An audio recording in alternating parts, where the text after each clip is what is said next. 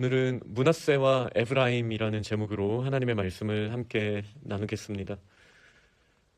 바로와 모든 신하가 요셉의 하나님이 주신 지혜로 말미암은 꿈에 대한 해석과 그리고 앞으로 어떻게 대비해야 할지 하나님이 주신 그 해결책에 대해서 이제 좋게 여기게 되었습니다. 그리고 그들이 고백한 것은 이와 같이 하나님의 영에 감동된 사람을 우리가 어찌 찾을 수 있으리요 였습니다. 이 부분은 아브라함과 이삭도 떠올리게 하기도 합니다. 애굽의 바로를 아브라함도 만났었죠.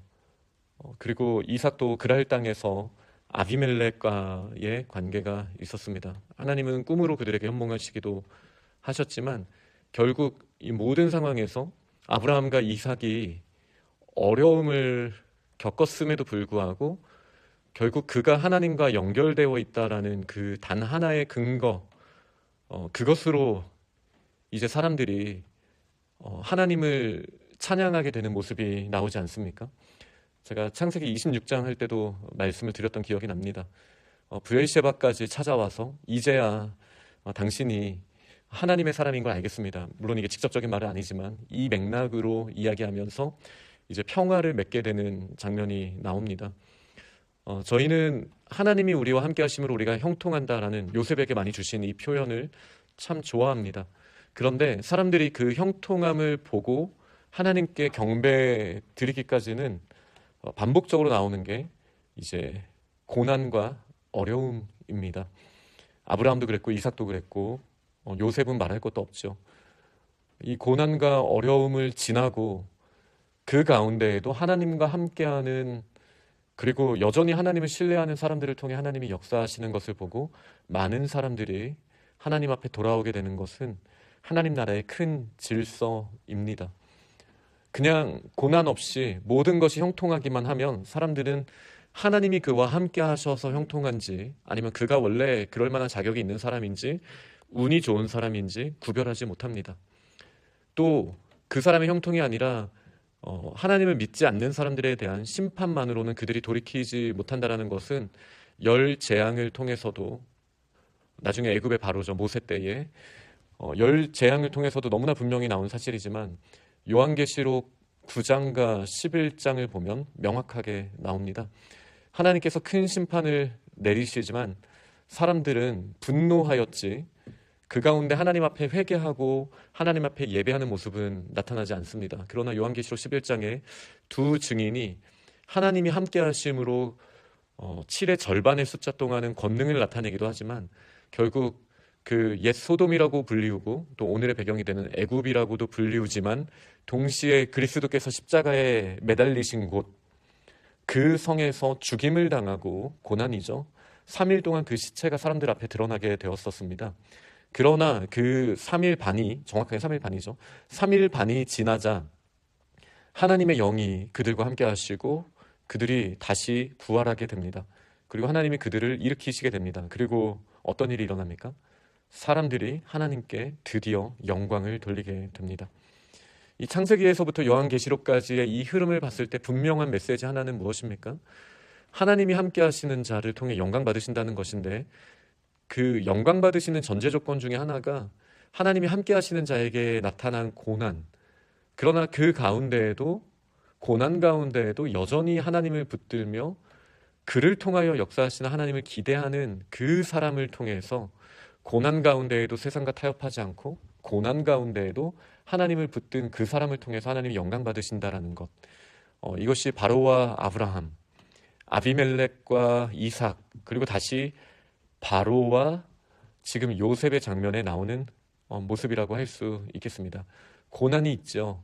그러나 하나님의 영에 감동된 사람을 통하여 하나님은 그 어려움을 이제 보석처럼, 아니 금을 연단하는 그 과정처럼 사용하신다라는 것, 그리고 그 고난이 끝이 아니라 개인의 고난을 훨씬 뛰어넘는 공동체에 오는 고난까지도 뛰어넘게 하시는, 예를 들면 아브라함은 큰 금은 보화를 가지고 많은 사람들을 받고 애굽에서 나왔죠.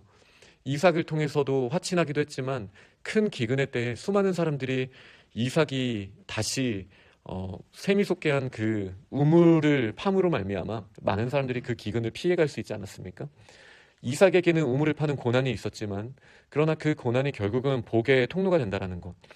이것이 아브라함에게 말씀하신 너는 복이 될지라의 너무나 깊은 의미라고 할 수 있겠습니다. 그리고 요셉에게 너와 같이 명철하고 지혜 있는 자가 없도다 라는 인정을 받게 하셨는데 그 근거를 이제 세상 사람들도 보는 거예요. 하나님이 이 모든 것을 내게 보이셨으니.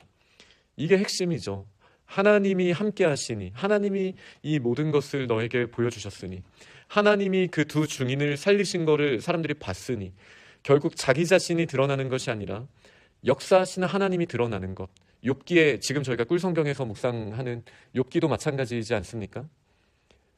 그 고난 가운데 나와 환경만 가지고 세상과 토론했던 이 욥에게 하나님이 어떤 분이신지를 드러내시자 사람들이 이제 다시 하나님을 바라보고 하나님의 역사하심을 볼 수 있게 되지 않았습니까?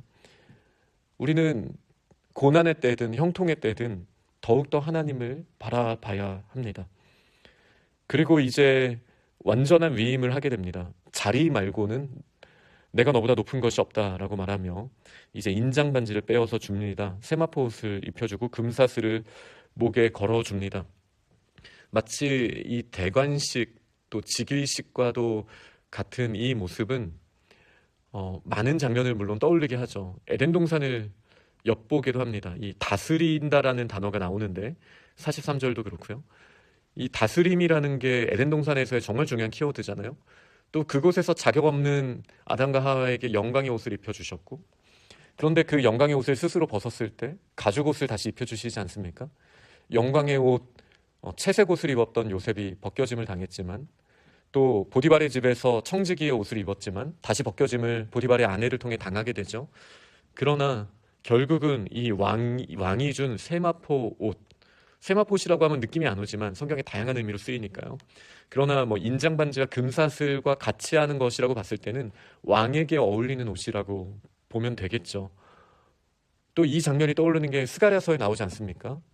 대제사장 여호수아가 하나님 앞에서 왕좌 앞에서 더러운 옷을 입고 있었지만 죄수 감옥의 옷을 입고 있었지만 그러나 하나님께서 그에게 아름다운 옷을 다시 입혀주시는 장면도 떠올리게 하시기에 이 장면은 비단 요셉과 애굽만의 관계가 아니라 이 땅에서 더러운 옷을 입었지만 이제 하나님의 영화로우신 옷을 다시 예수 그리스도 안에서 옷 입혀주신 우리가 세례와 함께 그리스도로 옷 입었으니까요.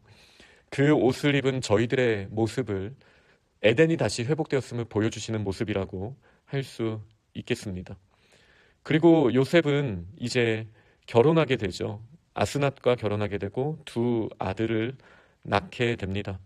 그리고 이 흉년이 되기 전에 두 아들을 낳았는데 그 꿈 해석 그대로 풍년이 아주 심하게 와서 셀 수 없을 정도로 곡식이 쌓이게 됩니다.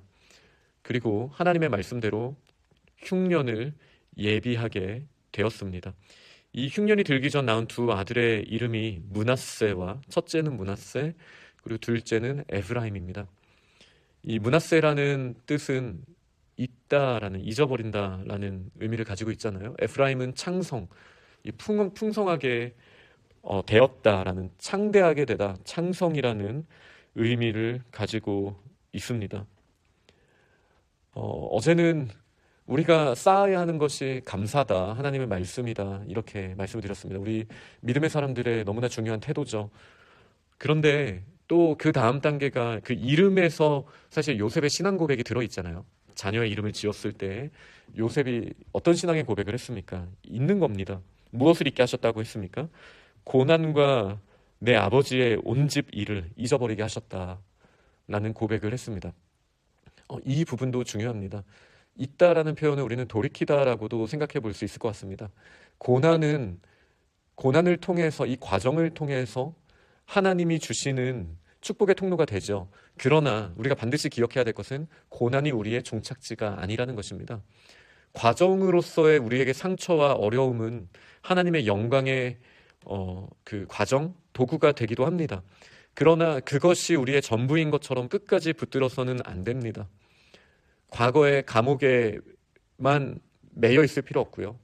보디발의 가정에 대한 분노에만 매여 있을 필요가 없고, 그리고 형들에 대한 분노에만 매여 있을 필요는 없습니다. 나중에 형들을 만났을 때 고백이 그 배경이 되는 것이죠.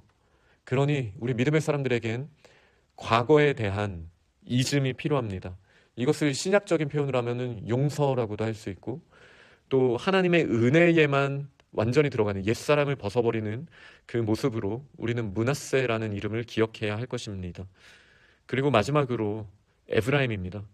하나님께서 번성하게 하신다는 사실을 여전히 기억하는 것입니다.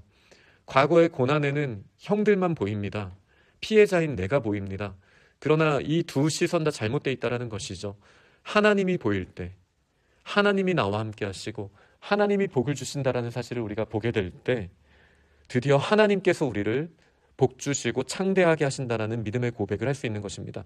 나의 노력이 다른 사람의 도움이 아니라 하나님이 하신다라는 것을 보는 고백이 바로 에브라임, 하나님이 나를 창성하게 하셨다라는 고백입니다. 말씀을 맺겠습니다.